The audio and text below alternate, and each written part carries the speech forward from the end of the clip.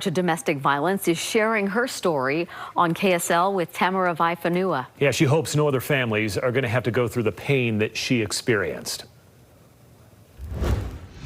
In May of 2020, China Tololo's body was found in the Ogden Canyon.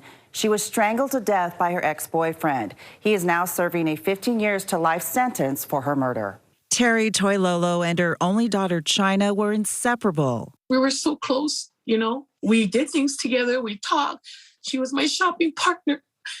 We get mani-pedis every weekend. That bond changed forever on May 9th, 2020. It was the night before Mother's Day, the last time Terry saw China alive. I think about the what ifs, shoulda, woulda, couldas. China got into an argument with her estranged boyfriend, Andy Dennis, at his home in Pleasant View. Police say Dennis strangled the 33-year-old and dumped her body near a river in Ogden Canyon. Terry says China broke up with him before that night, and she begged her daughter not to go back. How did it get to a point where you just decided to take someone's life? China hid her struggles from her family, but she's not alone. What happens privately in a relationship does not always show itself to the rest of us. According to the Utah Domestic Violence Coalition, 1 in 3 women and 1 in 4 men have experienced some form of physical violence by an intimate partner.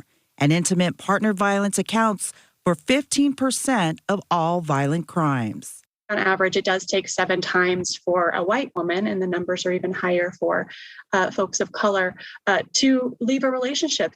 Was there an incident or at what point in their relationship where you and your husband saw some red flags? They got into an argument and she jumped out of the car because he was beating her up. And she was trying to save her life. Terry believes her daughter didn't confide in her because she was scared or embarrassed. That's why she's sharing China's story. And she hopes those in her Polynesian community especially will seek help if they are trapped in an abusive relationship.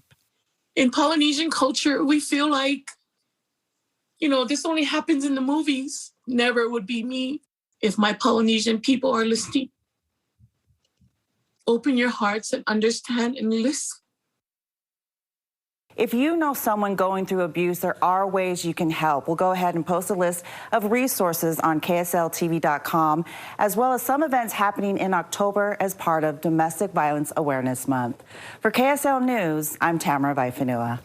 Tamara, thank you. Along with those other resources on our website, help is always available out there. You can call the Utah Domestic Violence Line. That number, 1-800-897-TALK.